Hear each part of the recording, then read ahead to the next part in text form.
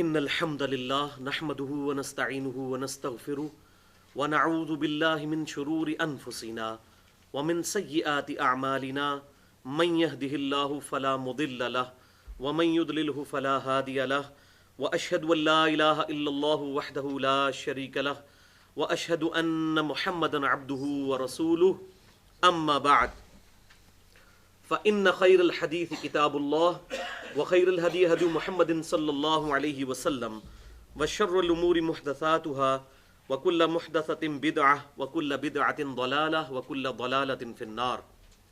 أعوذ بالله السميع العليم من الشيطان الرجيم من همزه ونفخه ونفثه. بسم الله الرحمن الرحيم. رب اشرح لي صدري ويسر لي أمري واحلل عقدة من لساني يفقهوا قولي. بسم الله الرحمن الرحيم. ان اللہ وملائکتہ یصلون علی النبی یا ایہا الذین آمنوا صلوا علیہ وسلموا تسلیما. اللہم صل علی محمد وعلی آل محمد کما صلیت علی ابراہیم وعلی آل ابراہیم انک حمید مجید. اللہم بارک علی محمد وعلی آل محمد کما بارکت علی ابراہیم وعلی آل ابراہیم انک حمید مجید.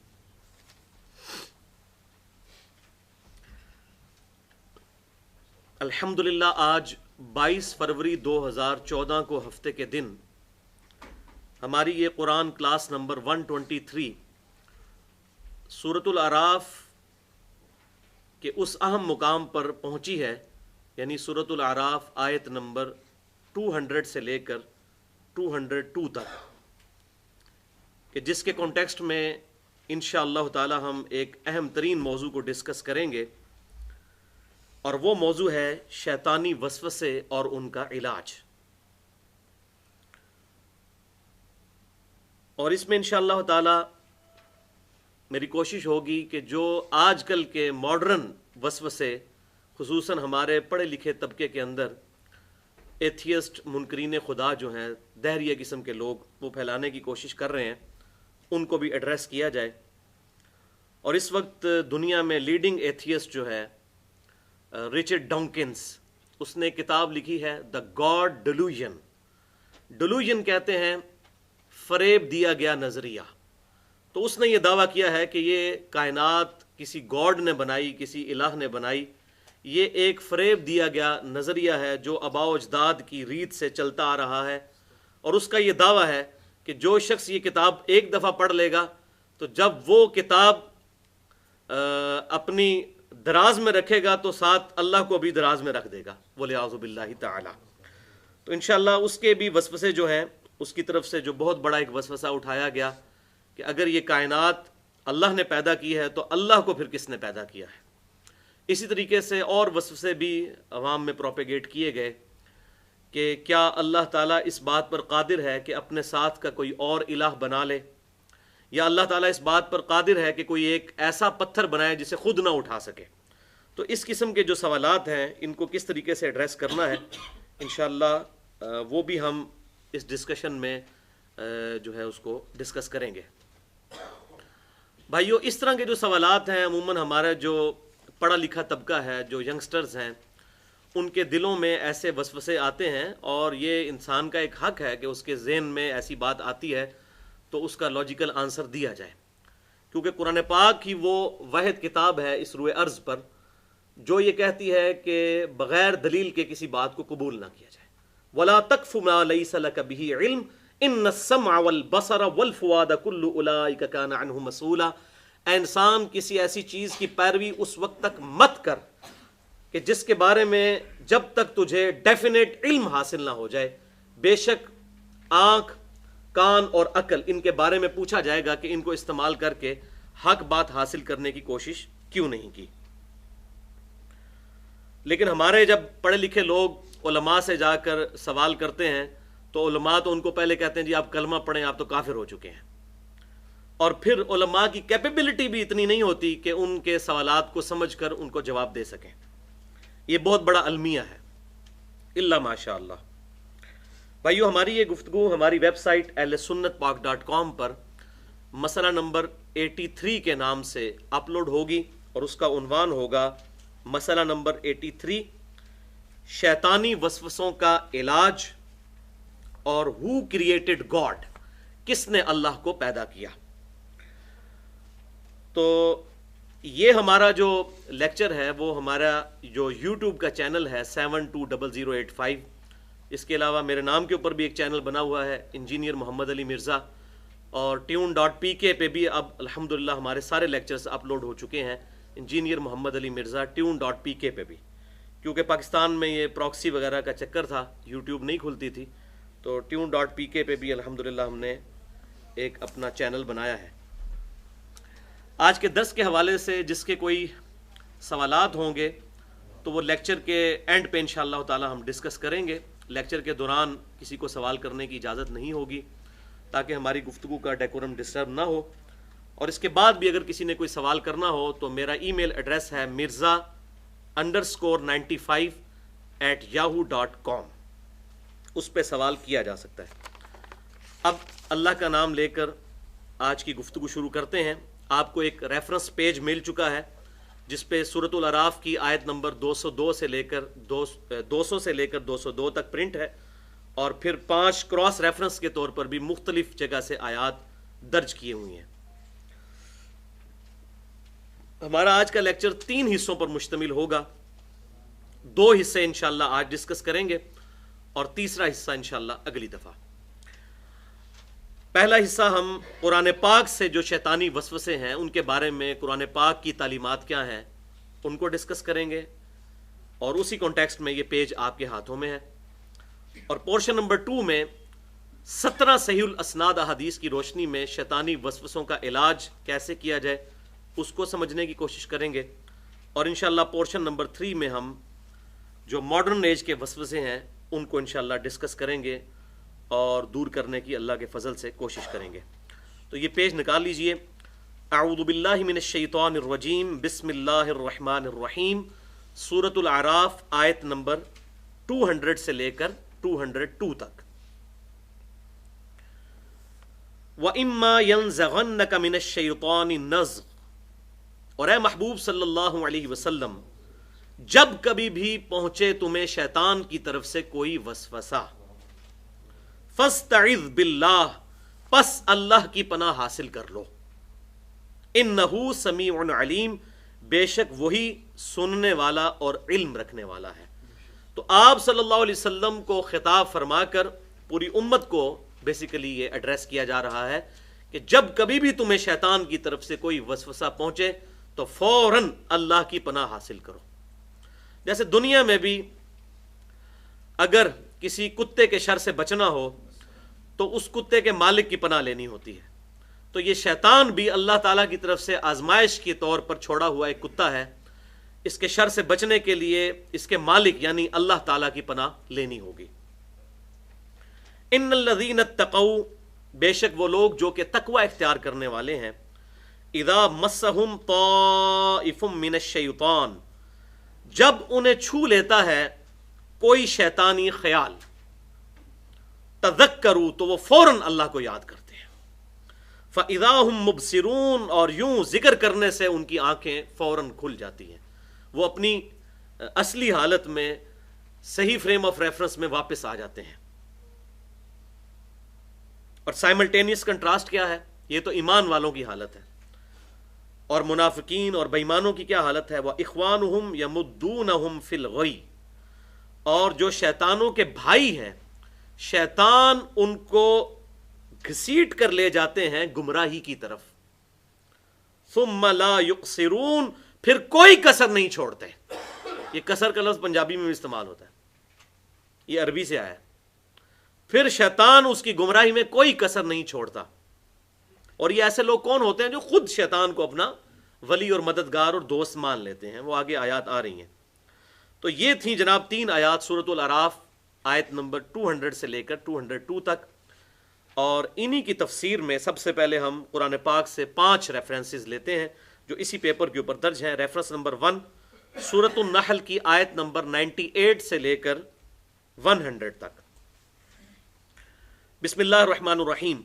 فَإِذَا قَرَأْتَ الْقُرْآنَ، پس تم جب بھی قرآن کی قرات کرو، فَاسْتَعِذْ بِاللَّهِ، تو اللہ کی پناہ حاصل کر لیا کرو، मिनश्शैतानिर्रजीम, रांदा दरगाह किए हुए शैतान मरदूद के अगेंस्ट अल्लाह की पनाह हासिल कर लिया करो। अब देख लें, यहां पर लफ्ज आया फस्तईद बिल्लाह मिनश्शैतानिर्रजीम, और ऊपर क्या आया था फस्तईद बिल्लाह इन्नहु समीउन अलीम। तो इन्हीं दोनों आयात को आप सल्लल्लाहु अलैहि वसल्लम ने कंबाइन करके एक परमानेंट दुआ जो है वो नमाज के अंदर हमें तालीम फरमाई। चुनाचे इसी कॉन्टेक्स्ट में सुनन नबी दाऊद में इंटरनेशनल नंबरिंग के मुताबिक 775 नंबर हदीस है सही सनद के साथ कि आप सल्लल्लाहु अलैहि आलिहि वसल्लम जब नमाज में पढ़ते सुब्हानक अल्लाहुम्मा व बिहम्दिका व तबारक अस्मुका व तआला जद्दुका व ला इलाहा गैरुक, तो उसके बाद सूरतुल फातिहा शुरू करने से पहले ये पढ़ा करते थे अऊज़ु बिल्लाहिस समीउल अलीम मिनश शैतानिर रजीम मिन हमज़िही व नफ़्ख़िही व नफ़्सिही। तो ये इन्हीं दो आयात में से वो डिडक्ट की गई है दुआ। ऊपर आया था इन्नहु समीउन अलीम, अऊज़ु बिल्लाहिस समीउल अलीम मिनश शैतानिर रजीम। ये आगे इंशाअल्लाह आयात के कॉन्टेक्स्ट में अहादीस आएंगी, उसमें डिटेल से मैं अर्ज कर दूंगा। इन्नहु लैसा लहू सुल्तानुन अलल्लज़ीना आमनू व अला रब्बिहिम यतवक्कलून, बेशक शैतान का कोई जोर नहीं चलता उन लोगों पर जो अपने रब पर ईमान रखते हैं, नंबर एक, और अपने रब पर तवक्कुल इख्तियार करते हैं। जाहिर है जब दुनिया में तकलीफ आएंगी तो इन तकलीफ पर सब्र करेंगे, अल्लाह पर तवक्कुल करेंगे तो तभी बुरे ख्यालात से बचेंगे, वरना तो इंसान के ज़हन में तरह तरह के ख्याल आएंगे। किसी पर गुर्बत आएगी तो वो फिर हलाल और हराम की तमीज़ को छोड़ने की भी कोशिश करेगा। तो इन तमाम मामलात में अल्लाह पर तवक्कुल। इन्नमा सुल्तानुहु अलल्लज़ीना यतवल्लौनहु, अब साइमल्टेनियस कंट्रास्ट साथ ही आ गया। बेशक शैतान का जोर तो उन लोगों पर चलता है जो खुद उसको अपना वली यानी दोस्त बना लेते हैं। वल्लज़ीना हुम बिही मुशरिकून, और उन लोगों की निशानी यह है कि अपने रब के साथ शिर्क करने वाले होते हैं। और हकीकत यही है कि जिन पर शयातीन का हमला होता है और ये तावीज़ धागों और जादू टूना के चक्रों में पड़ते हैं, उनमें यह चीज़ हमने देखी है कि अक्सर के अकायद जो हैं वो मुशरिकाना होते हैं। कलमा गो मुशरिक हैं, काफिर हम नहीं कहते, लेकिन मुसलमान तो हैं, लेकिन उनके अकायद के अंदर शिर्क पाया जाता है। अल्लाह पर तवक्कुल होगा, शिर्क नहीं होगा, तो जाहिर है कि इस तरह की जो चीज़ें हैं उनसे इंसान क्यों डरेगा, अपने रब की पनाह हासिल करेगा। दूसरा रेफरेंस सूरह इब्राहीम की आयत नंबर 22, और ये मैं कहता हूं कुरान पाक में शैतान के बारे में क्या अकीदा होना चाहिए, उस कॉन्टेक्स्ट में ये एक आयत पूरे फलसफे को कुरान के खोलकर बयान करती है। इस आयत के बगैर किस्सा आदम और इब्लीस चाहे आप जितनी बार मर्जी पढ़ लें, आपको फलसफा समझ नहीं आएगा शैतानत का।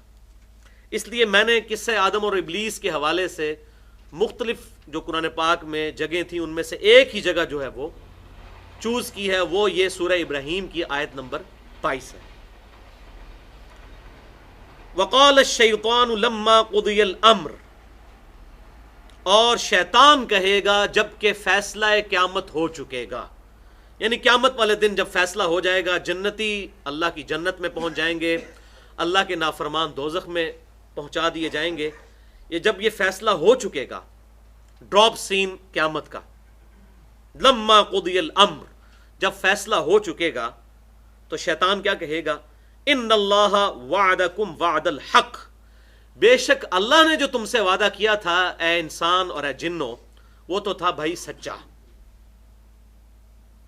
वअदतुकुम फअखलफ्तुकुम, और जो वादा मैंने तुमसे किया था मैं खुद ही आज उस वादे से बेजारी का इजहार करता हूं, उसके खिलाफ करता हूं। क्या वादा दुनिया में जो है वो इंसान को गलत रास्ते पर चला दिया। खैर है, ये जहां मिठा अगला किसने डिठा, जो मर्जी करें, इंशाअल्लाह ताला आगे मामलात सीधे हो जाएंगे। कुछ भी है अल्लाह तेरे महबूब की उम्मत से है, हमने ना नमाज पढ़नी है, ना रिज़्क़ हलाल कमाना है, ना हमने बुराइयां छोड़नी है, कुछ भी है या अल्लाह तेरे महबूब की उम्मत से है।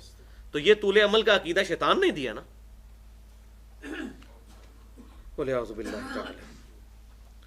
वमा कान लिया अलैकुम मिन सुल्तान, ये है वो बात जो आज अक्सर लोग अपनी बुराइयों और गलतियों को शैतान पर थोप देते हैं। اب شیطان جو بات کر رہا ہے اس کو سن لیں، بجائے اس کے کہ قیامت والے دن جا کے یہ پول کھلے، دنیا میں ہی کھل جائے.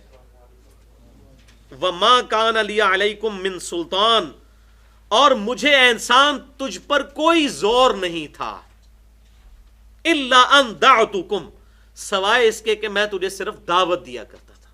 میرا کوئی فزیکل زور ٹینجیبل فارم میں تیرے اوپر نہیں تھا. آج تک ہمارے آباء و اجداد میں کبھی کوئی واقعہ رپورٹ نہیں ہوا کہ کوئی شخص مسجد میں نماز کے لیے جا رہا اور شیطان فزیکل ٹینجیبل فارم میں سامنے آ کے کھڑا ہو جائے، میں تنوں آج مسجد ہی نہیں وڑن دینا، آج میں تجھے مسجد میں داخل نہیں ہونے دوں گا. کبھی ایسا نہیں ہوگا. اذان کی آواز آئی، کوئی مسجد میں جاتا ہے جائے، جو مسجد میں نہیں جاتا اللہ کی طرف سے بھی یہ نہیں ہوگا کہ اس کے پاؤں زمین میں دھسا دیے جائیں، ایسا نہیں ہوگا. اِنَّا هَدَيْنَاهُ السَّبِيلَ إِمَّا شَاكِرًا وَإِمَّا كَفُورًا. اے انسان، ہم نے راہ ہدایت واضح کر دی ہے، چاہو تو اس ہدایت کو قبول کرو، چاہو تو انکار کر دو، یہ تمہاری اپنی چوائس ہے، من چلے گا سودا ہے. تو شیطان کہے گا میرا کوئی زور نہیں تھا تم پر، میں نے زبردستی تم سے کوئی کام نہیں کروایا سوائے دعوت دینے کے. تو بھائی دعوت کیا شیطان صرف دے رہا ہے؟ دنیا میں ہزاروں مؤذن جو ہیں وہ نماز کی صدا لگا رہے ہیں، حی علی الصلاح حی علی الفلاح، تو دعوت تو وہ بھی دے رہے ہیں. تو اللہ تعالیٰ نے بڑا بیلنس رکھا ہوا ہے. یہ نہیں ہے کہ فزیکلی شیطان کسی پر قابو پا کر تو اس کو دوزخ میں گھسیٹ دے، ایسا نہیں ہوگا. انسان بہت مضبوط ہے اگر اپنے ارادے میں پکا ہو، اپنے رب پر توکل کرنے والا ہو. تو یہ دیکھ لیں جناب. اب مجھے بتائیں، ہمارے معاشرے میں بالکل اس کو اپوزٹ ہے. وہ اپنی ہر برائی کو، جتنے بھی ایسے باغی لوگ ہیں وہ کہتے ہیں شیطان نے کروایا، جبکہ شیطان تو خود بتا رہا ہے کہ میرا سٹیٹس کیا ہے، میرا کوئی زور ہی نہیں تمہارے اوپر سوائے اس کے کہ میں نے دعوت دی. تو دعوت تو نیکی کی دعوت دینے والے الحمدللہ وہ بھی ہزاروں لاکھوں کی تعداد میں موجود ہیں دنیا کے اندر. تو وہ تو بیلنس ہے. الا ان دعوتکم، مگر یہ کہ میں نے تمہیں دعوت دی، فاستجبتم لی، اور تم نے میری دعوت قبول کر لی. مؤذن آواز دے رہا تھا آؤ فلاح کی طرف، تم نے اس کی آواز پر لبیک نہیں کہا، اور میری آواز جو ہے وہ فزیکل فارم میں سنائی بھی نہیں دے رہی تھی، صرف دل میں کھٹکا تھا، تو تم نے اس کو اڈاپٹ کر لیا. حالانکہ ڈومیننٹ چیز تو وہ ہے جو بندہ کان سے بھی سن رہا ہو، اس کی طرف تم نے توجہ نہیں دی. اب اگلا اب اس کی طرف سے دیکھیں فتویٰ کیا ہے. شیطان بھی فتویٰ دیتا ہے، یہ فتویٰ دیکھیں. فلا تلومونی ولوموا انفسکم، پس مجھے مت ملامت کرو، اپنے آپ کو ملامت کرو. یہ ملامت کا لفظ اردو میں بھی استعمال ہوتا ہے. فلا تلومونی، پس مجھے مت ملامت کرو، ولوموا انفسکم، اپنے آپ کو ملامت کرو. اللہ تعالیٰ نے کتابیں دنیا میں بھیج دیں، انبیاء اکرام علیہ السلام کا سلسلہ شروع کر دیا، نور علی نور. اس کے باوجود کوئی شخص خود آخرت کی ناکامی خرید لے تو اسے اپنے آپ کو ملامت کرنا چاہیے. شیطان کو کس بات کا ملامت؟ ما انا بمصرخکم، آج نہ تو میں تمہاری فریاد رسی کر سکتا ہوں، وما انتم بمصرخی، اور نہ ہی تم میری کوئی فریاد رسی کر سکتے ہو. یعنی دونوں کا ایک ہی سٹیٹس ہے، نیلت دیلا. انی کفرت بما اشرکتمونی من قبل، اور کان کھول کر سن لو، بے شک میں انکار کرتا ہوں آج سے پہلے جتنا تم نے مجھے میرے رب کے ساتھ شریک ٹھہرایا، اس تمام شرک سے میں اپنے آپ کو بری کرتا ہوں، تم نے خود کیا. ان الظالمین لہم عذاب علیم، بے شک ظالموں کے لیے دردناک عذاب ہے. والعیاذ باللہ تعالی. اور ظالم وہ کہ جو حق کا راستہ چھوڑ کر خود باطل کا راستہ اختیار کرتا ہے. تیسرا کراس ریفرنس جو ہے وہ سورۃ البقرہ کی آیت نمبر 268 ہے. بھائیو، شیطان کے کانٹیکسٹ میں میں نے تقریباً 112 منٹ کی گفتگو کی ہے، جو ہماری ویب سائٹ اہل سنت پاک .com پر مسئلہ نمبر 79 کے نام سے اپلوڈ ہے، بڑی ڈیٹیل کے ساتھ. اور اس کا عنوان ہے اللہ، انسان اور شیطان. تو جسے شوق ہو مزید اس حوالے سے تو وہ اس کو دیکھ سکتا ہے. کراس ریفرنس نمبر 3 سورۃ البقرہ آیت نمبر 268. الشیطان یعدکم الفقر، بے شک شیطان جو ہے، شیطان تمہیں ڈراتا ہے، وعدہ دیتا ہے غربت کا، فقر کا. وَيَأْمُرُكُمْ بِالْفَحْشَاءِ، اور تمہیں حکم دیتا ہے بے حیائی کا. یہ دو شیطان کے بڑے وار ہیں، ایک غربت کا ڈر اور دوسرا بے حیائی کی طرف لگانا. ظاہر ہے کہ جو غریب آدمی ہے اس کے اندر وہ ایشوز تو نہیں آئیں گے، اس کو تو 2 وقت کی روٹی کی فکر ہوگی، اور جس کے پیٹ میں روٹی آ جائے گی تو ظاہر ہے اس کو شہوت سوجے گی اور وہ پھر بے حیائی کی طرف جائے گا. غریب لوگوں کے لیے اس نے فقر کا ڈر رکھا ہوا ہے، اور جن کے پیٹ بھرے ہوئے ہیں ان کے لیے یہ ہے کہ وہ پھر اب پیٹ بھر گیا تو اب اس مال و دولت کو عیاشی کے اندر برباد کرو. وَلِعَاذُ بِاللَّهِ تَعَالَى. وَاللَّهُ يَعِدُكُمْ مَغْفِرَةً مِّنْهُ وَفَضْلًا. اور اس کے برعکس دو چیزیں اللہ تعالیٰ بھی دے رہا ہے تمہیں. اللہ وعدہ کرتا ہے تمہارے لیے مغفرت اور فضل کا، یعنی وہاں پر ہے غربت، کیا بنے گا، کیا ہوگا، اور دنیا کی خواہشات کیسے پوری کروں، اور خواہشات پوری ہو جائیں تو پھر بے حیائی کی جتنی ایکٹیویٹیز ہیں ان کو کس طرح میں سیلیبریٹ کروں. اور اس کے مقابلے پر اللہ تعالیٰ فرما رہا ہے کہ اللہ کی طرف آؤ، وہ تمہیں مغفرت کا کیا مطلب ہے؟ ہمیشہ کی جنت، ہمیشہ کی عیاشی، اور اس کا فضل، اس میں ہر طرح کی نعمتیں. واللہ واسع علیم. اور یہ بھی یاد رکھو کہ اللہ تعالیٰ وسعت والا اور علم والا ہے. جو اللہ کی وسعت ہے وہ کسی کے پاس نہیں ہے. ریفرنس نمبر 4 سورۃ النور کی آیت نمبر ہے 21. یا ایھا الذین آمنوا لا تتبعوا خطوات الشیطان. اے ایمان والو، شیطان کے راستوں کی پیروی مت کرو. یعنی جو راستہ بے حیائی کی طرف اور برائی کی طرف لے جاتا ہے وہ سارے کے سارے راستے جو ہیں وہ شیطان کے راستے ہیں. وَمَن يَتَّبِعْ خُطُوَاتِ الشَّيْطَانِ. اور جو کوئی پیروی کرے گا شیطان کے راستوں کی. یہ خط کا لفظ اردو میں بھی ہوتا ہے لکیر کھینچنے کو، شیطان کی لکیروں کی. تو اب وہ 2 کام کروائے گا شیطان اس سے. فَإِنَّهُ يَأْمُرُ بِالْفَحْشَاءِ. تو وہ شیطان جو ہے اسے حکم دے گا بے حیائی کا، والمنکر، اور ہر برے کام کا. آپ ذرا اندازہ کریں کہ یہ بے حیائی کتنا بڑا ایشو ہے کہ اللہ تعالیٰ باقی برائیوں کو جنرلائز ذکر کر رہا ہے، لیکن بے حیائی کو پرٹیکولر آپ دیکھ رہے ہیں اوپر سے مسلسل چل رہا ہے. بے حیائی، بے حیائی، بے حیائی. اور یہ حقیقت جس طرح آج کھل کر ہمارے سامنے آئی ہے، آج سے پہلے بھائیوں نہیں آئی تھی. وَلِعَاذُ بِاللَّهِ تَعَالَى.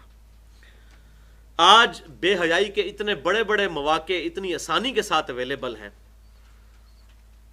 انٹرنیٹ کے ذریعے. جو اس کا پازیٹو پہلو ہے وہ تو ضرور اڈاپٹ کرنا چاہیے. ہم ان فنیٹکس کی طرح نہیں ہیں جو کیٹاگوریکل ڈینائی کر دیں ان چیزوں کا.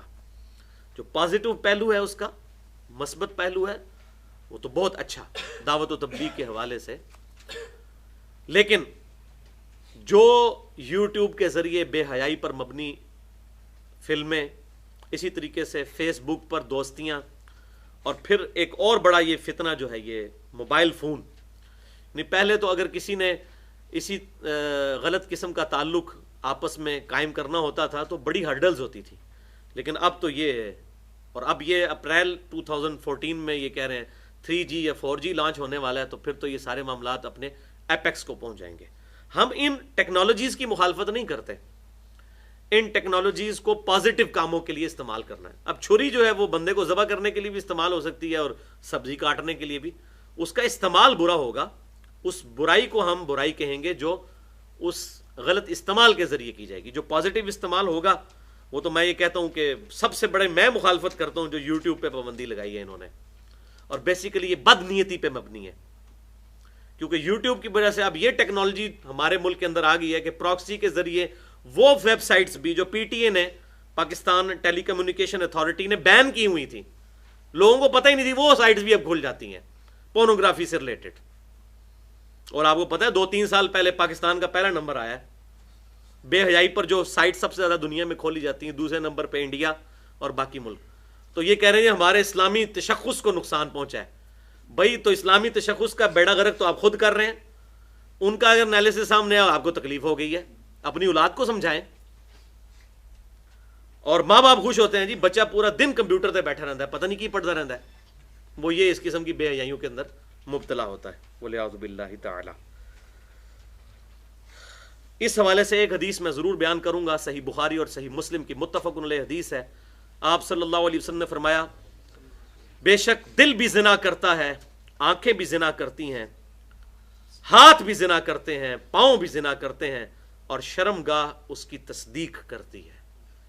یعنی دل کا زنا کیا ہے؟ جان بوجھ کر دل میں برے خیالات لانا۔ اسی طریقے سے ہاتھ، پاؤں، آنکھیں، ہر چیز، والعیاذ باللہ تعالی۔ پانچواں ریفرنس سورۃ المؤمنون کی آیت نمبر ہے 97۔ وَقُلْ رَبِّ أَعُوذُ بِكَ مِنْ ہَمَزَاتِ الشَّيَاطِينِ۔ اب یہ پرٹیکولر آپ صلی اللہ علیہ وسلم کو حکم دیا جا رہا ہے۔ اس کا مقصد امت کو ڈرانا ہے کہ نبی بھی اللہ تعالی کی مدد کے بغیر شیطان سے نہیں بچ سکتا۔ یہ بات یاد رکھیں۔ حضرت یوسف علیہ السلام کا جو تذکرہ آتا ہے سورہ یوسف میں، خود حضرت یوسف علیہ السلام کہتے ہیں کہ میں اپنی جان کو بری نہیں سمجھتا ہوں اس معاملے میں، نفس جو ہے ہمیشہ برائی کی طرف مائل کرتا ہے، مگر یہ کہ اللہ جسے بچا لے۔ جب پیغمبروں کا یہ معاملہ ہے تو ہم اور آپ کس شمار کے اندر ہے؟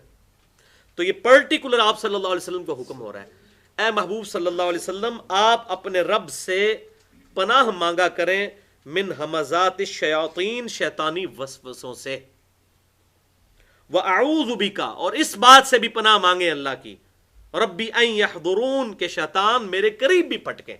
میں اس چیز سے بھی اے اللہ تیری پناہ میں آتا ہوں کہ شیاطین میرے پاس بھی آئیں۔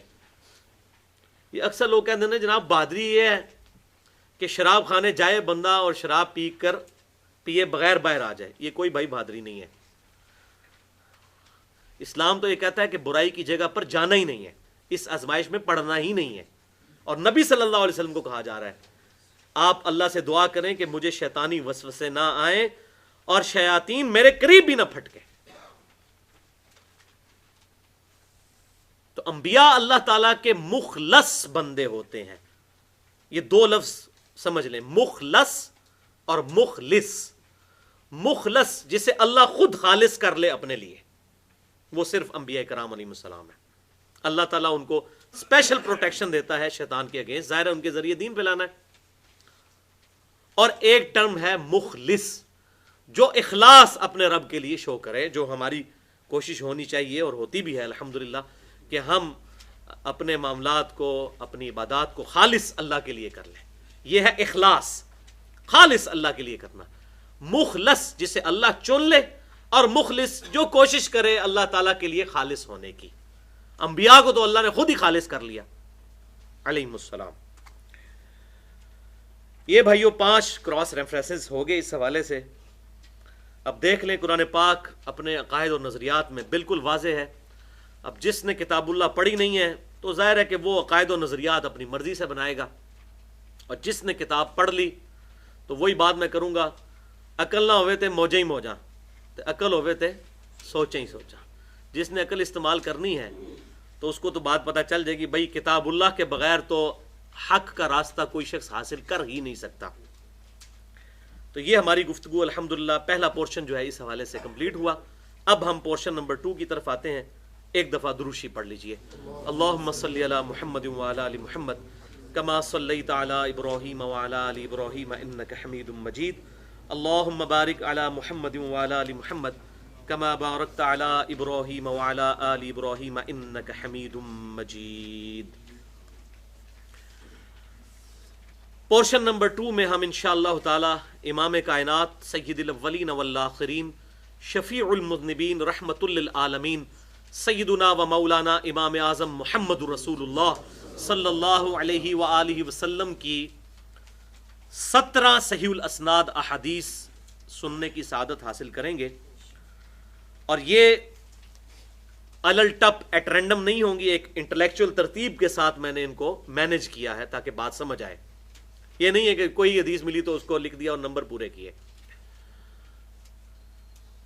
اور یہ 17 کا عدد، اس کی نسبت دن اور رات میں اللہ تعالیٰ نے فرض رکعتوں کی تعداد جو ہے وہ 17 رکھی ہے۔ فجر، ظہر، عصر، مغرب اور عشاء کے فرائض ملائے جائیں تو یہ 17، اور 17 کی نسبت بھی 12 اور 5 کو جمع کرنے سے آتی ہے، وہ بھی 2 نسبتیں ہیں۔ انشاءاللہ اس میں جو کرٹیکل احادیث ہوں گی، میں انشاءاللہ ان کے نمبرز جو ہیں وہ علماء حرمین اور بیروت کی جو انٹرنیشنل نمبرنگ ہے جس کے مطابق پاکستان میں بھی دارالسلام والے اردو اور عربی کتب شائع کرتے ہیں، وہ دے دوں گا تاکہ ریفرنس ڈھونڈنا آسان ہو۔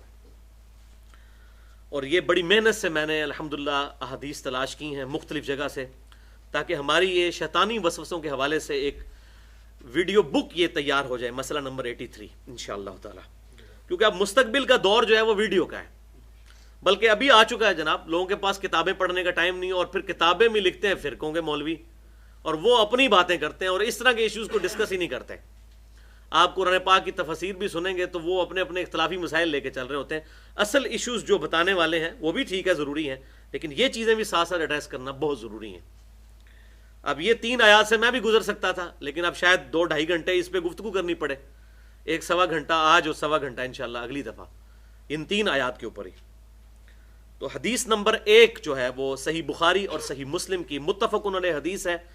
بخاری میں 3281 نمبر ہے انٹرنیشنل نمبرنگ کے مطابق، اور مسلم میں 5678، کہ آپ صلی اللہ علیہ وسلم نے ارشاد فرمایا، بے شک شیطان انسان کے جسم میں خون کی طرح گردش کرتا ہے، یعنی اتنا اس کا اثر و رسوخ ہے وسوسے دلانے کے حوالے سے، ٹینجیبل نہیں ہے، وہ میں نے پہلے بتا دیا، فزیکلی نہیں ہے، وسوسہ دینے کے اعتبار سے، یعنی وہ ہر وقت اس طرح کے خیالات ڈالتا رہتا ہے، لیکن پیرلل میں اللہ نے ایک فرشتہ بھی مقرر کیا ہوا ہے اس کو بیلنس کرنے کے لیے، وہ آگے اس کی ایکسپلینیشن انشاءاللہ آ جائے گی۔ دوسری حدیث صحیح مسلم میں انٹرنیشنل نمبرنگ کے مطابق 7108 نمبر، کہ آپ صلی اللہ علیہ وسلم نے ارشاد فرمایا، تم میں سے ہر ایک شخص کے ساتھ ایک جن، یعنی شیطان، کیونکہ شیطان جو ہے وہ جنوں میں سے آگ سے بنایا گیا، اور ایک فرشتہ اللہ تعالیٰ کی طرف سے مامور ہے، اس کی ڈیوٹی کیا ہے وہ اگلی حدیث میں آئے گی۔ ایک صحابی نے بڑی جرت کر کے عرض کی، اے اللہ کے رسول صلی اللہ علیہ وسلم، کیا یہ شیطان آپ کے ساتھ بھی ہے؟ ہر انسان کے ساتھ تو ہے ایک شیطان اور ایک فرشتہ، تو یہ شیطان کیا آپ کے ساتھ بھی ہے؟ تو آپ صلی اللہ علیہ وسلم نے فرمایا کہ ہاں، میرے ساتھ بھی یہ شیطان تھا، لیکن اللہ تعالیٰ نے میری مدد فرمائی اور اسے میرا مطیع کر دیا، اب وہ میرے ساتھ جو شیطان اٹیچ ہے جن، وہ بھی مجھے صرف خیر اور بھلائی کی طرف ہی حکم دیتا ہے، یعنی اس کے بھی جو خیالات آتے ہیں وہ خیر و بھلائی والے ہوتے ہیں، الحمدللہ۔ تو اب یہ دیکھ لیں، مجھے بتائیں، آپ صلی اللہ علیہ وسلم کے علاوہ کسی کے بارے میں یہ عقیدہ رکھا جا سکتا ہے کہ اس کے ساتھ شیطان نہیں ہے؟ تو جب یہ عقیدہ نہیں رکھا جا سکتا تو پھر امام بھی کسی کو نہیں بنایا جا سکتا، یہ بات ہے وہ، ما ضل صاحبکم وما غوا، تمہارے نبی نہ کبھی بہکے ہیں اور نہ کبھی بہرا چلے ہیں، تو ہم کہتے ہیں کہ امام ان کو بناؤ، اپنا رہنما ان کو بناؤ، امام اعظم ان کو کہو، امام کائنات ان کو کہو، کہ جن کی گارنٹی اللہ تعالیٰ نے دی ہے، ما ضل صاحبکم وما غوا، تمہارے نبی نہ کبھی بہکے ہیں نہ کبھی بہرا چلے ہیں۔ ان کے بعد جتنی بھی ہستیاں ہیں، جتنی بھی بزرگ ہستیاں ہیں، ان کا مرتبہ اپنی جگہ، لیکن کیٹاگوریکلی ہم کسی بھی بندے کو نہیں کہہ سکتے کہ اس کی ہر بات ٹھیک ہے، اور نہ کسی نے یہ دعویٰ کیا ہے، نہ کسی امام نے، نہ کسی بزرگ نے، کہ آپ ہماری بات کو حرف آخر سمجھو۔ سب نے یہی کہا کہ آپ صلی اللہ علیہ وسلم کی تعلیمات یعنی کتاب و سنت، اس کو فالو کیا جائے۔ تیسری حدیث جامعہ ترمذی میں ہے، لیکن اس کی سند ضعیف ہے، 2988، تو میں بڑا پریشان تھا، پھر اس کی صحیح سند بھی الحمدللہ مل گئی، لہٰذا اب یہ حدیث کا متن بالکل صحیح ہے، اور اس کی صحیح جو سند ملی ہے وہ تاریخ اسلام میں سب سے پہلی جو تفسیر لکھی گئی، جس سے حافظ ابن کثیر نے بھی نقل کیا، تاریخ جو تفسیر کی کتاب ابن جریر کی، جسے تفسیر طبری بھی کہا جاتا ہے، اور یہ پہلے 300 سال کے مسلمانوں میں ہے، 310 ہجری میں فوت ہوئے۔ ان کی تفسیر سب سے پہلی تفسیر ہے اسلام میں قرآن پاک کی، اور بڑی بہترین تفسیر ہے، ابھی تک اردو میں ترجمہ نہیں ہوا، بہرحال اس کی آپ نے تلخیص پڑھنی ہے تو وہ تفسیر ابن کثیر جو ہے انہوں نے سب کچھ وہیں سے ہی نقل کیا ہے۔ تو تفسیر طبری میں سورۃ البقرہ کی آیت نمبر 268 کے کانٹیکسٹ میں امام ابن جریر اپنی سند کے ساتھ یہ حدیث لے کر آئے ہیں، اور اس میں ان کا نمبر ہے حدیث کا 6171، 6171 تفسیر طبری میں، اور ترمذی میں 2988، لیکن وہ سند ضعیف ہے لیکن اس کا متن ٹھیک ہے کیونکہ میں نے اس کی صحیح سند بھی بتا دی. بڑے زبردست الفاظ ہیں. ابن مسعود رضی اللہ تعالیٰ عنہ سے موقوفاً روایت ہے کہ شیطان ابن آدم کے دل میں خیال ڈالتا ہے اور فرشتہ بھی خیال ڈالتا ہے. یہ ہے وہ جو میں نے کہا تھا نا صحیح مسلم کی حدیث کے حوالے سے کہ ایک جن اور ایک فرشتہ اٹیچ ہے. اس کا کام کیا ہے؟ تو دونوں خیال ڈالتے ہیں. زبردستی نہ فرشتے نے نماز پڑھانی ہے اور نہ زبردستی جو ہے شیطان نے برائی کی طرف لگانا ہے. شیطان کا وسوسہ شر اور حق جھٹلانے کا ہوتا ہے کہ ہر برائی کی طرف مائل کرے گا اور حق جھٹلا دینی. یہ بات پتہ چل گئی نہیں ماننی. آپ دیکھ لیں اکثریت کا یہی حال ہے. کسی کو بتا بھی دیں تو وہ کہتا ہے بھائی جی اپنی قبر کی فکر کریں آپ. تو معاذ اللہ استغفر اللہ. پھر نبی صلی اللہ علیہ وسلم بھی جب انسانیت کو دعوت دیتے تھے تو سامنے والے لوگوں کو یہی کہنا چاہیے تھا کہ جی آپ اپنی قبر کی فکر کریں. ولیعوذ باللہ تعالی. یہ بہت بڑا گستاخانہ جملہ ہے اگر کوئی شخص کسی کو اللہ کی طرف بلائے اور اس کو آگے سے اس طرح کا جواب دیا جائے. اور وہی بندہ اگر دنیا کے کسی فائدے کی بات کرے تو کہیں گے جناب بڑی مہربانی آپ نے بتا دیا. اور فرشتے کا خیال خیر اور تصدیق کے حق کا وعدہ ہے. یعنی فرشتہ ہمیشہ اچھائی کی طرف دعوت دیتا ہے, وہ خیال ڈالتا ہے دل میں. اور تصدیق کے حق یعنی کوئی بھی حق بات پتہ چلے گی فوراً قبول کرنا. وہی جو مومن کی نشانی ہے, سمعنا و اطعنا. لہذا میں یہ کہتا ہوں کسی بندے کو اگر صحیح بخاری اور صحیح مسلم سے ایک دفعہ نماز کا چیپٹر کھول کے دکھا دیا کہ بھئی آپ صلی اللہ علیہ وسلم اس طریقے پہ نماز پڑھتے تھے, تو اگر اس کا دل واقعی مومنین والا ہے نا تو وہ تصدیق حق کرے گا اور اس پر عمل بھی کرے گا. خالی تصدیق کرنے کا تو کوئی فائدہ نہیں ہے نا جب تک عمل نہ کیا جائے. پس جب تمہیں اچھا خیال آئے تو اللہ کا شکر کرو اور برا خیال آئے تو شیطان کے خلاف اللہ کی پناہ مانگو. اور پھر ابن مسعود رضی اللہ تعالیٰ عنہ نے سورۃ البقرہ کی آیت نمبر 268 تلاوت کی جو ہم آلریڈی ریفرنس نمبر 3 میں پڑھ چکے ہیں. کون سی آیت؟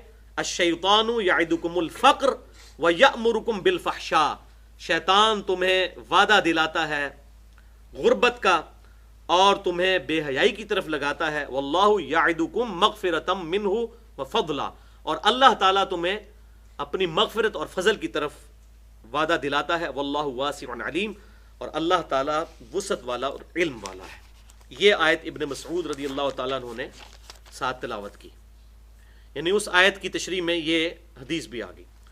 چوتھی حدیث سنن ابی داؤد میں انٹرنیشنل نمبرنگ کے مطابق 5112 اور سنن نسائی الکبریٰ میں 10503 نمبر ہے.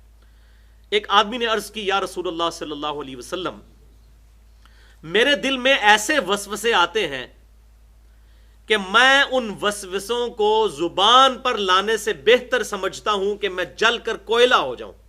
یعنی اتنے برے خیالات آتے ہیں کہ مجھے اگر آگ میں جلا دیا جائے تو وہ مجھے گوارا ہے, لیکن میں اس طرح کی بات اپنی زبان پر نہیں لانا چاہتا. تو آپ صلی اللہ علیہ وسلم نے فرمایا کہ اللہ کا شکر ہے جس نے ان تمام چیزوں کو وسوسوں میں بدل دیا اور حقیقت نہیں بنایا. یعنی تمہارے دل میں برا خیال آیا اور تم نے اس کو اڈاپٹ نہیں کیا, اس پہ اللہ کا شکر ادا کرو. اللہ اکبر کبیرہ. اور یہاں پر مجھے وہ حدیث یاد آ گئی صحیح بخاری اور مسلم کی متفق علیہ حدیث. آپ صلی اللہ علیہ وسلم نے ارشاد فرمایا اس شخص نے ایمان کی حلاوت چکھ لی, اس نے ایمان کی حلاوت چکھ لی, اس نے ایمان کی حلاوت چکھ لی, جس میں 3 نشانیاں ہیں. نمبر 1, اللہ اور اس کا رسول صلی اللہ علیہ وسلم اسے پوری دنیا میں سب سے بڑھ کر محبوب ہو جائیں. دوسری نشانی, دوستی اور دشمنی صرف اللہ کے لیے. اور تیسرا, کفر کی طرف لوٹنا اس کے لیے اتنا ہی مشکل ہو جائے جتنا زندہ آگ میں جلایا جانا. یعنی وہ آگ میں جلنے کے لیے تیار ہو جائے لیکن اپنا ایمان نہ چھوڑے. وہی بات جو اس نے کی کہ میں کوئلہ بن جانا گوارا کرتا ہوں لیکن وسوسہ اپنی زبان پر نہیں لاؤں گا. اور اس پہ انشاءاللہ پھر گرفت بھی نہیں ہوتی, وہ آگے حدیث بھی آ جائے گی. زبردست حدیث, موسٹ کریٹیکل حدیث, 5ویں حدیث صحیح مسلم میں انٹرنیشنل نمبرنگ کے مطابق 340 نمبر, کتاب الایمان میں امام مسلم لے کر آئے ہیں ایسے کہ آپ صلی اللہ علیہ وسلم سے چند صحابہ نے عرض کی کہ اے اللہ کے رسول صلی اللہ علیہ وسلم, ہمیں ایسے وسوسے آتے ہیں کہ ہمیں بڑا گراں گزرتا ہے کہ ہم ایسے وسوسوں کو اپنی زبان پر لے کر آئیں. اللہ کے بارے میں، رسول کے بارے میں، دین کے بارے میں خیالات آتے ہیں شیطان کی طرف سے. خیال آنا کوئی بری بات نہیں ہے، اس کی پیروی کرنا برا ہے. تو یا رسول اللہ صلی اللہ علیہ وسلم، ہم بڑا برا سمجھتے ہیں کہ آپ سے وہ خیال ڈسکس بھی کریں. آپ صلی اللہ علیہ وسلم نے ان سے پوچھا کیا واقعی ایسا ہے کہ تمہیں اس قسم کے خیالات آتے ہیں؟ تو صحابہ نے کہا یا رسول اللہ صلی اللہ علیہ وسلم واقعی ایسا ہے. تو آپ صلی اللہ علیہ وسلم نے فرمایا ذا کا صریح الایمان، یہ تو عین ایمان کی علامت ہے. یعنی دل میں برے خیالات کا آنا ایمان کی علامت ہے. کیوں؟ اس کائنات کا سب سے بڑا چور شیطان ہے، اور اس کائنات کی سب سے ایلیٹ چیز ایمان ہے.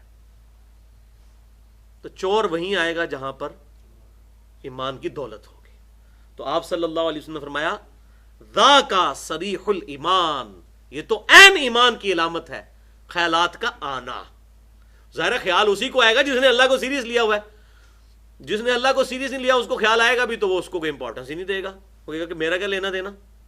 اور ٹینشن تو وہ لے گا جس کو خیال آئے گا، کہے گا پتہ نہیں میرا کیا بننا ہے. تو واقعی ایمان کی علامت ہے، یہ ہم خود بھی جج کر سکتے ہیں. اللہ اکبر. اب یہاں پر دو چار باتیں میں عرض کر دوں کہ یہ جو شیطان کے وسوسے ہیں یہ ہر ایج کے اعتبار سے اور ہر کیٹیگری کے اعتبار سے ڈیفرنٹ ہوتے ہیں.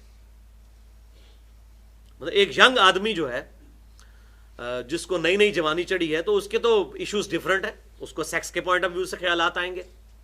جو ذرا مڈل ایج میں پہنچ گیا ہے وہ کمائی اور دولت اور سٹیٹس اس کے چکروں میں پڑے گا. جو اس سے بھی آگے پہنچ چکا ہے تو وہ سیاسی لیڈر بننے کی کوشش کرے گا اور اپنی ڈومیننسی کرنے کی کوشش کرے گا. تو ہر ایج میں یہ ڈفرنٹ وسوسے ڈفرنٹ لوگوں کو آتے ہیں.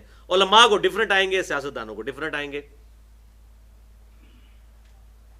ایج کے اعتبار سے بھی اور اپنے شعبے کے اعتبار سے بھی ہر ایک کے وسوسے بالکل ڈفرنٹ ہوتے ہیں.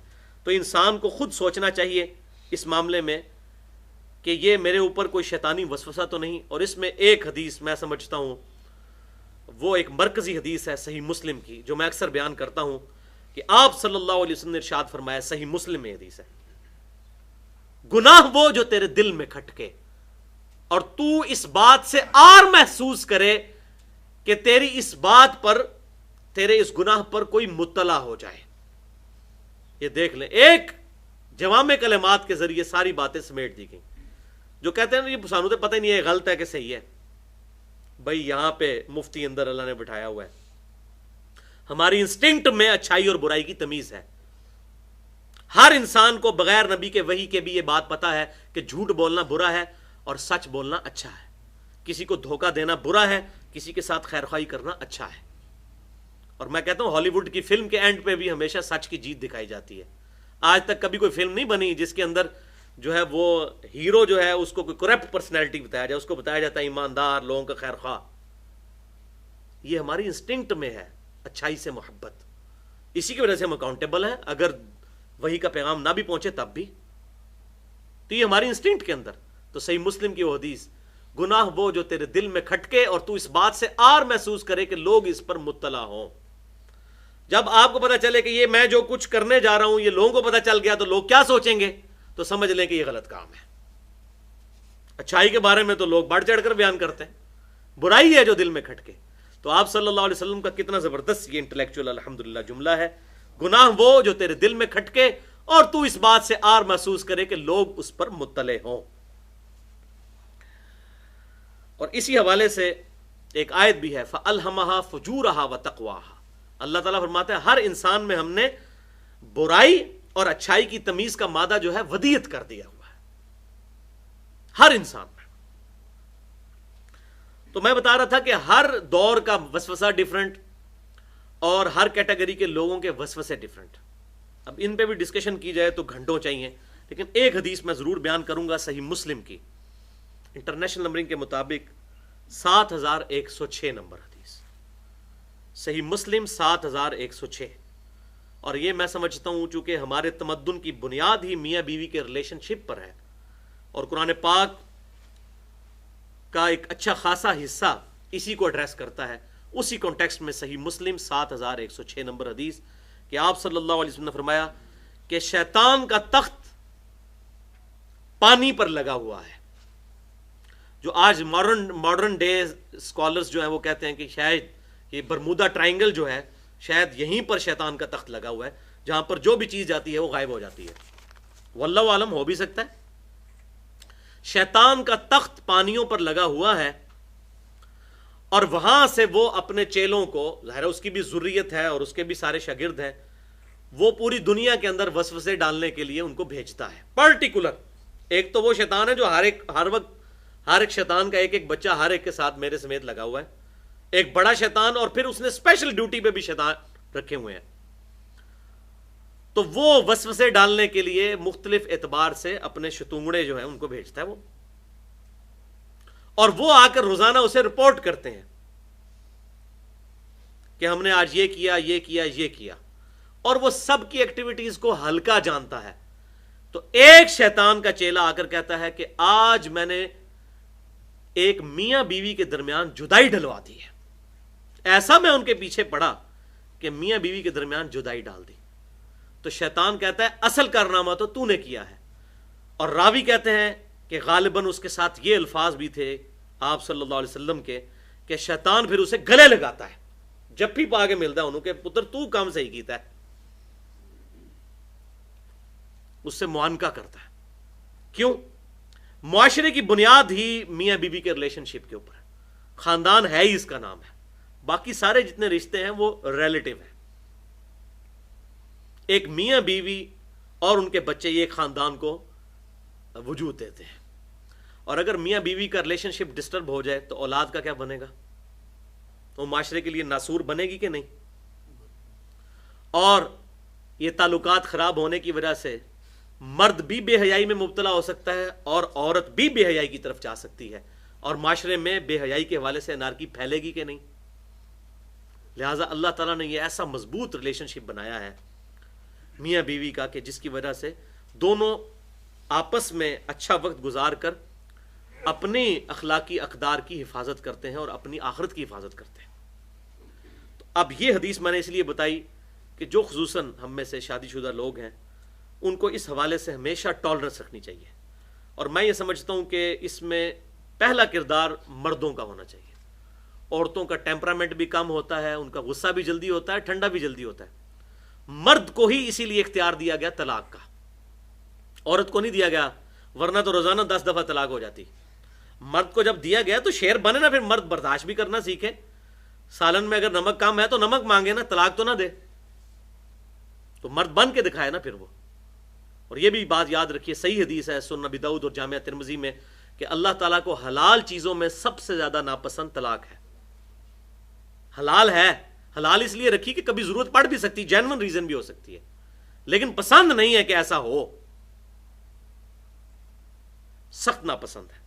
تو اس حوالے سے جو بدگمانیاں میاں بیوی کے درمیان جنم لیتے ہیں تو اس میں بھی یہ خیال نہیں کسی صورت انسان کے ذہن سے جانا چاہیے کہ ہو سکتا ہے یہ سارا شیطانی وسوسہ ہو جو ایک دوسرے کے خلاف بھڑکانے کی کوشش کر رہا ہو.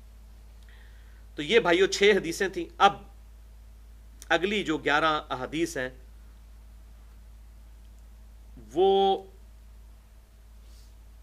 چھٹی حدیث رہتی ہے, اس میں یہ 5 ہوئی تھی. چھٹی حدیث یہ بھی صحیح بخاری اور صحیح مسلم کی متفقن علیہ حدیث ہے. بخاری میں 2528, مسلم 3000, مسلم میں 332 کہ آپ صلی اللہ علیہ وسلم نے فرمایا اللہ تعالیٰ نے میری امت کے دلوں میں پیدا ہونے والے وسوسوں سے درگزر فرمایا ہے جب تک کہ نمبر 1 وہ ان وسوسوں کے مطابق عمل نہ کر لیں, اور نمبر 2 وہ ان وسوسوں سے متعلق بات نہ کر لیں. اگر 2 چیزیں نہیں ہیں تو وسوسہ معاف ہے. دل میں آیا نا, اختیار تو کوئی نہیں, یعنی وسوسہ آیا اس برائی پر عمل نہ کرے, اور دوسرا اس کو اپنی زبان پر نہ لے کر آئے. زبان پر لے آیا تو اظہار کر دیا, یعنی دل میں ہی رہنے دیں, اور اعوذ باللہ من الشیطان الرجیم یا اعوذ باللہ السمیع العلیم من الشیطان الرجیم من ہمزہ ونفخہ ونفثہ پڑھ لیں. تو یہ 6 حدیثیں, اور اب اگلی 11 حدیثیں انشاءاللہ جو ہے وہ تھوڑے وقت میں انشاءاللہ کور ہو جائیں گی, 15-20 منٹ میں, اور باقی گفتگو انشاءاللہ ہم اگلی دفعہ کریں گے.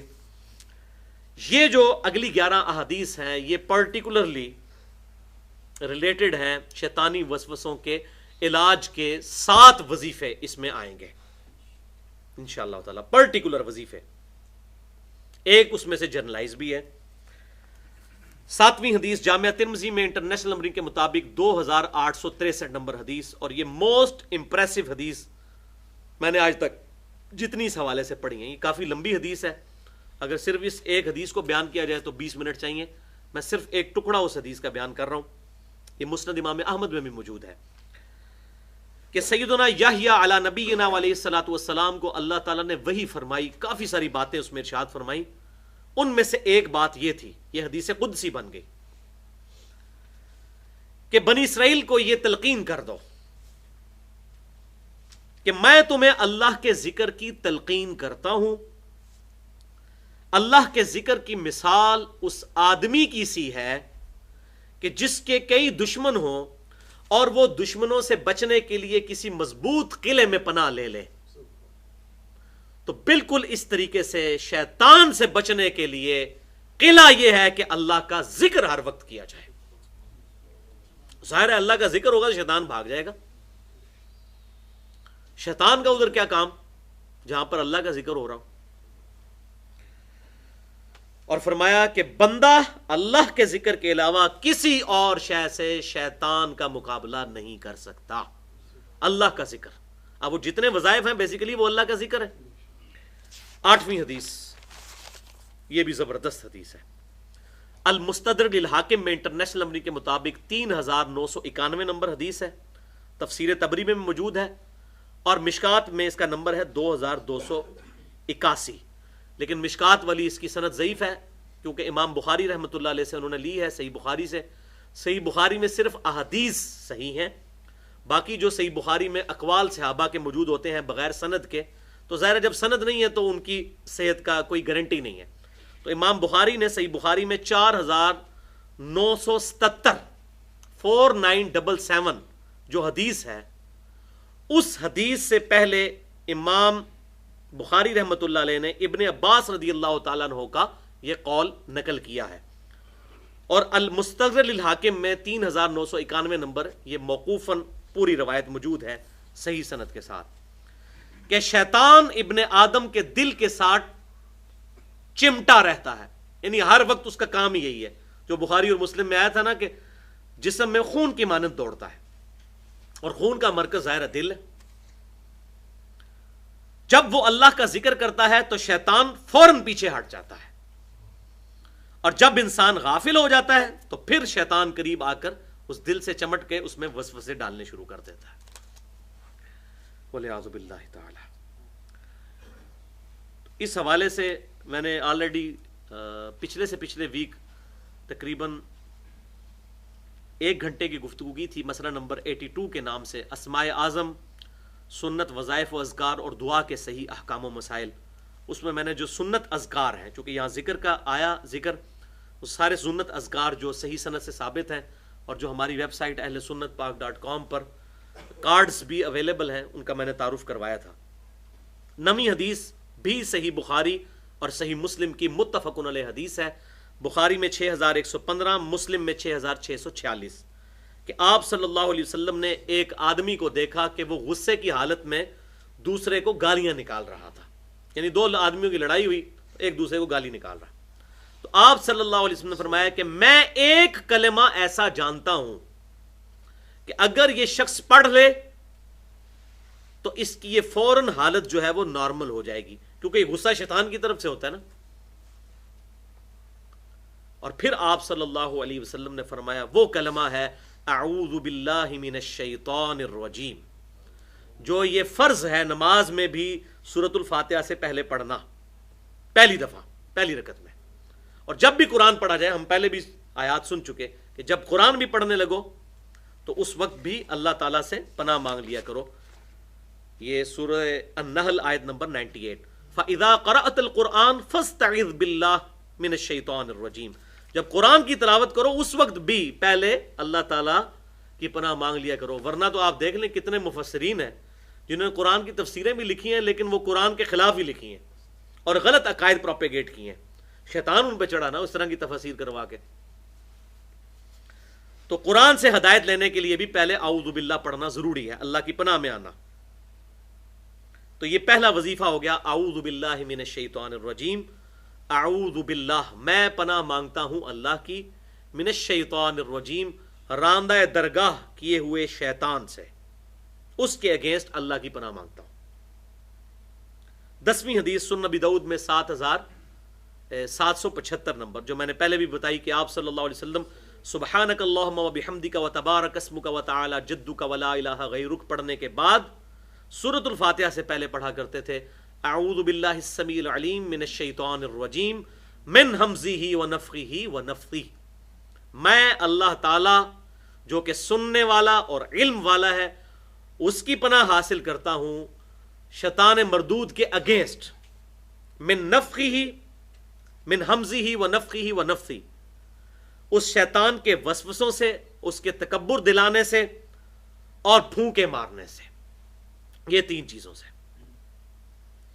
11ویں حدیث صحیح مسلم میں 850 نمبر کہ آپ صلی اللہ علیہ وسلم اذان کا جواب جو تعلیم فرمایا کرتے تھے تو فرمایا کرتے تھے کہ حی علی الصلاح حی علی الفلاح، جب مؤذن کہے، اچھا باقی کلمات میں کہا کہ وہی کہو جو مؤذن کہتا ہے، لیکن ان کلمات پہ کہا کہ کہنا ہے لا حول ولا قوت الا باللہ، نہیں ہے طاقت نیکی کرنے کی اور نہ ہمت ہے گناہ سے بچنے کی مگر اس اللہ کی توفیق سے، یعنی آپ نے اپنے آپ کو اپنے رب کے سپرد کر دیا۔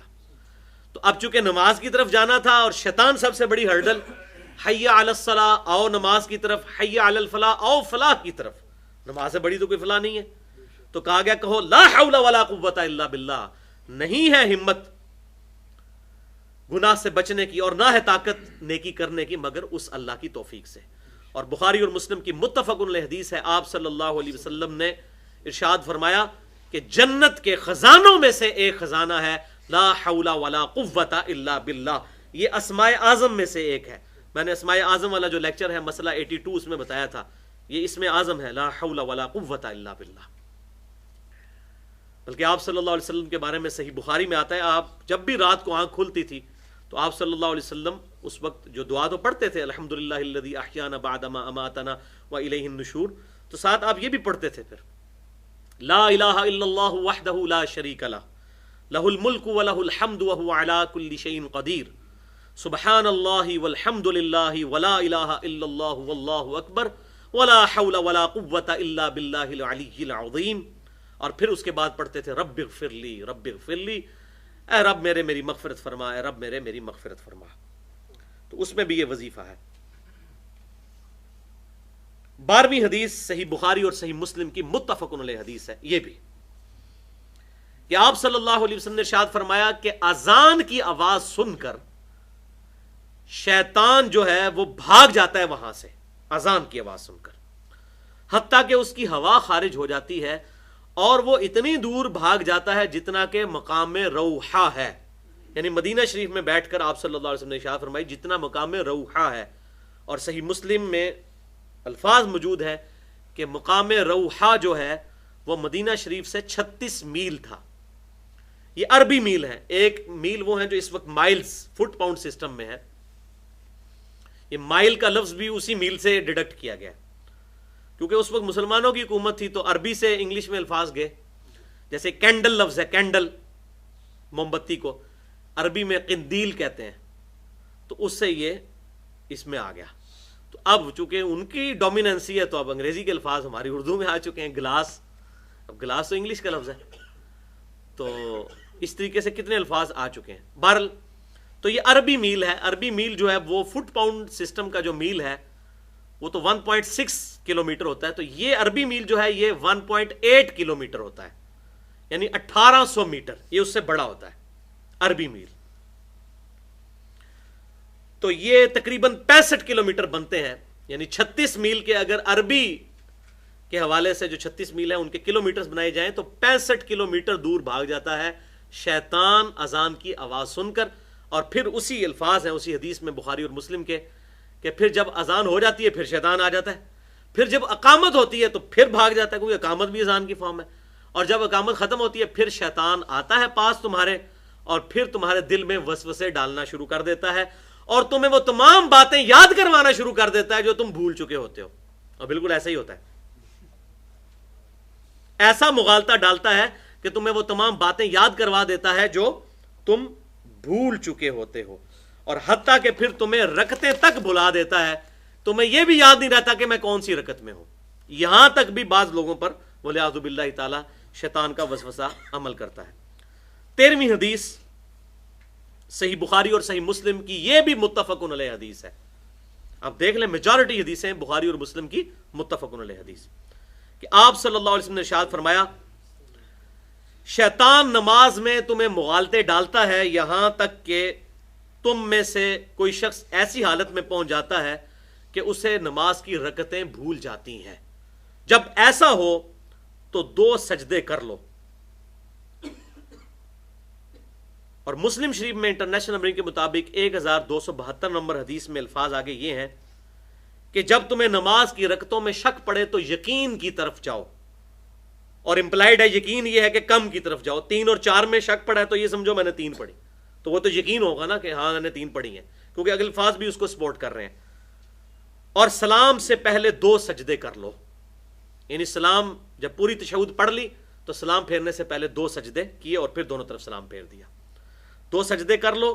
اگر تم نے 5 رکعتیں پڑھی تو نماز جفت ہو جائے گی ان 2 سجدوں کی وجہ سے، اور اگر تم نے 4 ہی پڑھی ہوئی تھیں تو یہ 2 سجدے شیطان کو ذلیل کرنے کا سبب بنیں گے۔ تو یہ سجدہ سہو بھی جو ہے یہ بھی ایک شیطانی وسوسوں کو کل کرنے کا ذریعہ ہے۔ تو سجدہ سہو کے مینلی تو 2 طریقے ہیں جو بخاری اور مسلم میں آئے، کہ پوری تشہد پڑھ کر سلام پھیرنے سے پہلے 2 سجدے کر لیے جائیں اور پھر 2 طرف سلام پھیر دیا جائے۔ دوسرا طریقہ یہ ہے کہ پوری تشہد پڑھ کر 2 طرف سلام پھیرا جائے اور اس کے بعد 2 سجدے کر لیے جائیں، پھر دوبارہ سلام پھیرنے کی ضرورت نہیں۔ اور ایک تیسرا طریقہ بھی صحیح مسلم میں آیا ہے کہ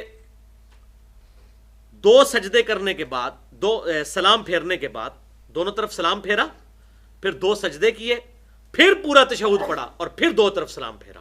یہ بھی صحیح مسلم میں موجود ہے۔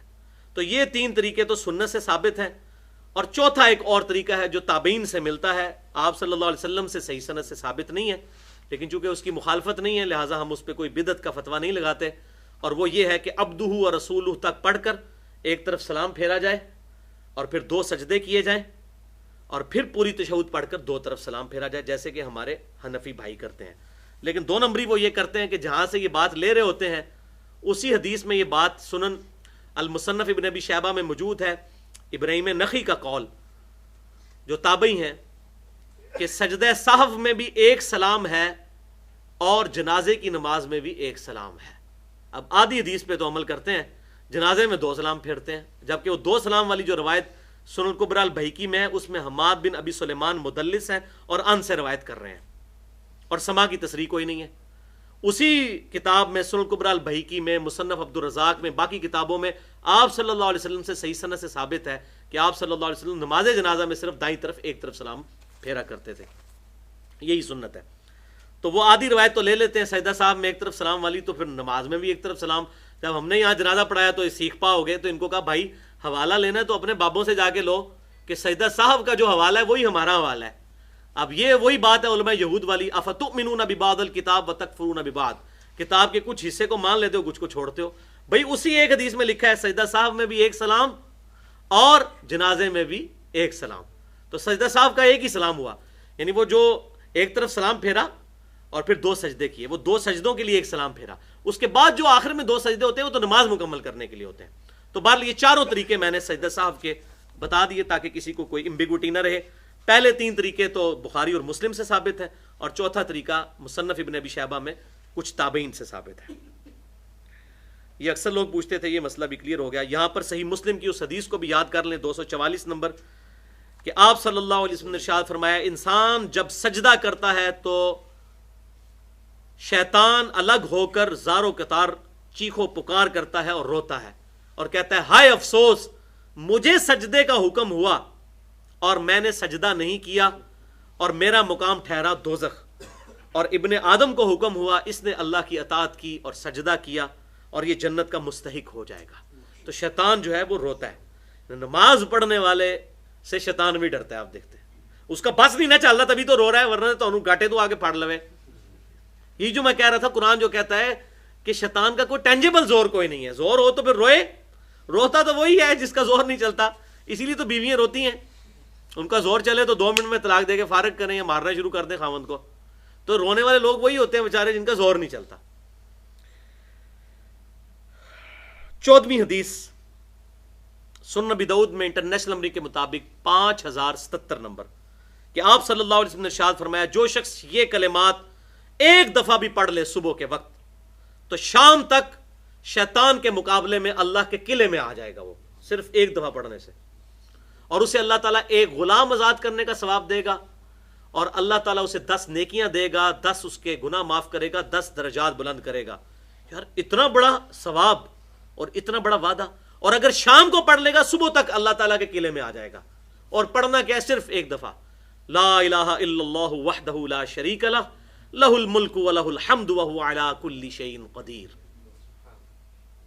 اور صحیح مسلم میں ہے کہ 10 دفعہ جو پڑھتا ہے اس کو 10 غلام آزاد کرنے کا ثواب ملتا ہے۔ اس لیے ہم نے اذکار والے کارڈ میں صحیح مسلم کا حوالہ بھی دیا ہوا ہے، انٹرنیشنل نمبر کے مطابق 6844، تو مسلم میں 10 دفعہ کا بھی ذکر ہے۔ بہرحال ایک دفعہ پڑھنے سے بھی یہ فضیلت۔ اب اس کے ساتھ مزے کی بات جو سنن نبی داؤد میں لکھی ہوئی ہے، وجد امیز۔ وہ تابعی کہتے ہیں کہ جب میں نے یہ حدیث سنی ابی عیاش رضی اللہ تعالیٰ عنہ سے، تو میرا دل بڑا کھٹکا کہ یار یہ اتنا چھوٹا سا وظیفہ اور اتنی بڑی فضیلت۔ تو کہتے ہیں ایک رات میں اسی غم میں سویا تو نبی صلی اللہ علیہ وسلم کی زیارت ہو گئی۔ امام ابو داؤد قربان جاؤں، انہوں نے حدیث کے ساتھ اس تابعی کا خواب لکھ دیا۔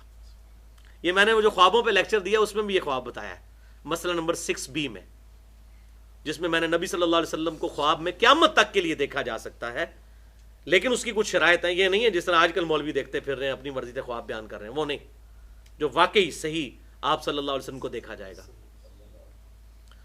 تو وہ تابعی کہتے ہیں میں نے آپ صلی اللہ علیہ وسلم کی خواب میں زیارت کی، تو دیکھیں ہم نے زیارت کی ہوتی تو کہتے ہیں یا رسول اللہ دعا کرو، اے ہو جائے میری نوکری لگ جائے، یہ ہو جائے وہ ہو جائے۔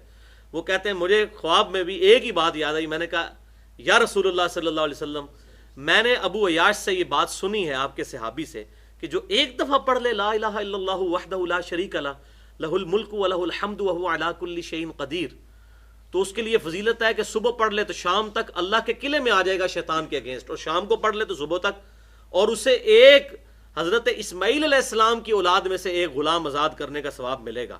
اتنا بڑا ثواب! آپ کو پتا ہے نا جب روزہ توڑ دیا جائے تو یا تو ہے کہ 60 روزے رکھے جائیں، 60 مسکینوں کو کھانا، یا ایک غلام آزاد کرنا، تو اس کا ثواب آپ دیکھیں کس کے برابر ہے، 60 روزوں کے برابر، تو اتنا بڑا ثواب ملے گا۔ تو آپ صلی اللہ علیہ وسلم نے فرمایا کہ ابو عیاش نے سچ کہا، یہ میری ہی حدیث ہے، میں نے ہی کہا ہے کہ جو پڑھے گا لا الہ الا اللہ وحدہ لا شریک لہ لہ الملک ولہ الحمد وہو علی کل شیء قدیر، تو اللہ تعالیٰ اسے یہ فضیلت دے گا۔ تھرڈ لاسٹ حدیث 15ویں، صحیح بخاری میں انٹرنیشنل نمبرنگ کے مطابق 2311، یہ مشہور حدیث ہے، کافی لمبی حدیث ہے۔ اس کا خلاصہ یہ ہے کہ شیطان انسانی شکل میں سیدنا ابو ہریرہ رضی اللہ تعالیٰ عنہ کے پاس آیا، اور سیدنا ابو ہریرہ رضی اللہ تعالیٰ عنہ سے جان چھڑانے کے لیے اینڈ پہ ان کو ایک وظیفہ تعلیم کیا کہ یہ پڑھ لو تم تو اللہ تعالیٰ تمہاری حفاظت کرے گا، ایک فرشتہ تم پر مامور کر دے گا، پوری رات بسترے پر جانے سے پہلے یہ پڑھ لو تو پوری رات ایک فرشتہ تمہاری حفاظت کرے گا شیطان کے خلاف۔ دیکھیں کتنی بڑی فضیلت ہے۔ اور پھر کہا سورۃ البقرہ کی آیت نمبر 255، آیت الکرسی، اللہ لا الہ الا هو الحی القیوم، یہ پوری یہ پڑھ لو تو اللہ تعالیٰ فرشتہ مقرر کر دے گا، لیکن پکارنا اللہ کو ہے، فرشتے کو نہیں کہنا فرشتوں یہ کرم فرما دو کہ میں آیت الکرسی پڑھ رہا ہوں، فرشتوں یہ کر دو پیغام دے دو کہ خادم تمہارا آ رہا ہے، فرشتے کو نہیں پکارنا، پکارنا اللہ کو ہے۔ تو اللہ جو ہے وہ اللہ لا الہ الا هو الحی القیوم اللہ تعالیٰ مقرر کر دے گا انشاءاللہ۔ بلکہ سنن نسائی الکبریٰ میں انٹرنیشنل نمبرنگ کے مطابق 9928 نمبر حدیث ہے، جو شخص فرض نماز کے بعد آیت الکرسی ایک دفعہ پڑھ لے گا مرتے ہی جنت میں داخل ہوگا۔ بہت بڑی فضیلت ہے، لیکن جو نماز پڑھے گا نا، کو فرض نماز کے بعد پڑھنی ہے، اس لیے نماز بھی پڑھنی پڑے گی، ٹھیک ہے؟ نماز پڑھے بغیر تو جنت کو نہیں لبنی، سیدھی جی گل ہے، نماز تو پڑھنا بڑا ضروری ہے۔ اللہ اکبر۔ سیکنڈ لاسٹ 16ویں حدیث سنن نبی داؤد میں، بلکہ صحیح مسلم میں بھی موجود ہے، 1891 نمبر، मुअव्विज़तैन से मुताल्लिक, मुअव्विज़तैन दो पनाह देने वाली सूरतें, यानी कुल आऊज़ु बिरब्बिल फलक और कुल आऊज़ु बिरब्बिन नास, ये दो सूरतें। आप सल्लल्लाहु अलैहि वसल्लम ने सैयदुना उक़बा बिन आमिर रज़ियल्लाहु ताला अन्हु से कहा कि आज अल्लाह ताला ने मुझे दो ऐसी सूरतें अता फरमाई हैं कि इनके मिसल मैंने कोई फजीलत वाली चीज आज से पहले नहीं देखी थी, और वो है कुल आऊज़ु बिरब्बिल फलक और कुल आऊज़ु बिरब्बिन नास। ये सही मुस्लिम 1891 नंबर, और सुनन नबी दाऊद में मौजूद है 1462 नंबर कि उक़बा बिन आमिर कहते हैं कि आप सल्लल्लाहु अलैहि वसल्लम ने जब मुझे ये तालीम फरमाई तो मैंने इन सूरतों को बड़ा हल्का जाना। तो मैं आपके साथ सफर में था, तो आप सल्लल्लाहु अलैहि वसल्लम ने फजर की नमाज में कुल औज़ बिरब्बिल फलक और कुल औज़ बिरब्बिन नास तिलावत की, और सलाम फेर कर मुझे बुलाकर कहा कि अब भी तुम्हें यकीन नहीं आया कि ये कितनी अजीम सूरतें हैं, यानी मैंने इन्हें नमाज में तिलावत किया है। कुल औज़ बिरब्बिल फलक कुल औज़ु बिरब्बिन नास, मुअव्विज़तैन दो पनाह देने वाली सूरतें, अल्लाह की पनाह देने वाली दो सूरतें। और इसमें आप देख लें अल्लाह ताला की पनाह ही है, बल्कि ये कुरान पाक का कंक्लूजन ही इन्हीं सूरतों के ऊपर है। आखिरी दो सूरतें 113 और 114। बिस्मिल्लाहिर रहमानिर रहीम, कुल आऊज़ु बिरब्बिल फलक। ए महबूब सल्लल्लाहु अलैहि वसल्लम, आप अर्ज कीजिए अपने रब के हुजूर कि मैं पनाह में आता हूं आसमान के पैदा करने वाले रब की, मिन शर्रि मा खलक, हर उस शय के शर से बचने के लिए जो उसने तख्लीक की। कोई भी शरीर चीज है उसके अगेंस्ट मैं इस आसमान के रब की पनाह मांगता हूं। व मिन शर्रि गासिकिन इदा वक़ब, और जब अंधेरी रात का अंधेरा छा जाए, और वो पर्टिकुलर वक्त होता है शयातीन के निकलने का, उस वक्त की बुराई से भी मैं अल्लाह तेरी पनाह में आता हूं। व मिन शर्रि नफ़्फ़ासाति फिल उक़द, और उन फासिद जादूगरनियों के शर से भी कि जो फूंके मारती हैं पढ़ पढ़ कर, और आप सल्लल्लाहु अलैहि वसल्लम पर भी जादू किया गया। और यही दो सूरतें 11 आयात के जरिए सैयदना अली रज़ियल्लाहु ताला अन्हु को आप सल्लल्लाहु अलैहि वसल्लम ने भेजा, तो उन्होंने जाकर वो एक एक आयत पढ़ी और एक एक गिरा जाकर खोली। बुखारी और मुस्लिम में जिक्र आता है। फिर आप सल्लल्लाहु अलैहि वसल्लम से उसका असर ज़ाइल हुआ, लेकिन ये तालीमन था। उसके बाद ना आप सल्लल्लाहु अलैहि वसल्लम पर कभी जादू हुआ, ना किसी सहाबी पर। जब इलाज नाजिल हो गया फिर नहीं हुआ, एक तालीम फरमाने का जरिया बना। व मिन शर्रि हासिदिन इदा हसद, और मैं हासिद की बुराई से भी तेरी पनाह में आता हूं जब वो हसद करे। अब किसी के हसद करने से आपको नुकसान फिजिकली तो कोई नहीं होगा, लेकिन यह डर है कि वो हसद में कोई फिजिकली एक्ट ना कर बैठे, यानी जेलस होकर कत्ल कर दे या कोई और नुकसान। तो ये इस बुराई से भी अल्लाह मैं तेरी पनाह में आता हूं। और दूसरी सूरत कुल आऊज़ु बिरब्बिन नास, ये जो पहली सूरत है कुल आऊज़ु बिरब्बिल फलक, ये जो बाहर से चीजें हमला आवर होती है ना, उनके अगेंस्ट अल्लाह की पनाह है। और जो ये आखिरी सूरत है, ये अंदर से जो चीजें हमलावर होती हैं, जो दाखिली चीजें हैं, इंटीरियर, वो एक्सटर्नल ये इंटरनल, उनके अगेंस्ट अल्लाह की पनाह। देख लें, इस्लाम पूरे का पूरा सेंटर्ड है कि आपका हर वक्त ये यकीन होना चाहिए कि मैं अपने रब की पनाह में हूं, तब भी आपका ईमान मुकम्मल है। अदरवाइज तो एक फरसूदा ख्याल है। वो वाकई रिचर्ड डॉन्कन की आधी बात सही है, डिल्यूजन ही लेके चल रहे हैं ये लोग। मुसलमानों की अक्सरियत भी इस वक्त डिल्यूजन का शिकार हुई है। वो जो एक कन्विक्शन वाला ईमान है वो तो कोई नहीं है, वो द गॉड डिल्यूजन हो चुका हुआ है। माअज़ल्लाह अस्तग़फिरुल्लाह इल्ला माशाअल्लाह। कुल आऊज़ु बिरब्बिन नास, ऐ महबूब आप अर्ज कीजिए अपने रब के हुजूर सल्लल्लाहु अलैहि वसल्लम, यानी आपको अगर तालीम किया जा रहा है तो हम तो फिर हमें तो ज्यादा जरूरत है। और वो आखिरी हदीस मैंने रखी हुई है कि आप सल्लल्लाहु अलैहि वसल्लम ने हमें भी हुक्म दिया कि हमने ये पढ़नी है, सुबह शाम भी और हर नमाज के बाद भी पढ़नी है। अंदाजा करें, कुल आऊज़ु बिरब्बिन नास, ऐ महबूब अर्ज कीजिए ऐ मेरे रब, ऐ इंसानों के रब, मैं तेरी पनाह में आता हूं। मालिकिन नास, जो कि सारी इंसानियत का मालिक है। इलाहिन नास, जो सारी इंसानियत का माबूद बरहक है। मिन शर्रिल वसवासिल खन्नास, उस खन्नास शैतान के वसवसों के अगेंस्ट ऐ अल्लाह मैं तेरी पनाह में आता हूं। अल्लज़ी युवस्विसु फी सुदूरिन नास, और वो शैतान जो कि सीनों में वसवसे डालता है। मिनल जिन्नति वन नास, और वो जिन्नों में से भी है और इंसानों में से, इंसान में भी उसके चेले हैं। और मैं समझता हूं इस वक्त लीडिंग चेला जो है शैतान का वो रिचर्ड डॉन्किंस है, जिसने वो किताब लिखी है द गॉड डिल्यूजन। وہ انشاءاللہ اگلی دفعہ میں رچرڈ ڈاؤکنز کا بھی پوسٹ مارٹم کروں گا. تو یہ جنوں میں بھی ہیں اور انسانوں کے اندر بھی شیاطین موجود ہیں. اور میں سمجھتا ہوں کہ اکثر علماء بھی جو ہیں وہ انسانوں میں جو شیاطین ہیں ان کی نمائندہ مثالیں ہیں علماء.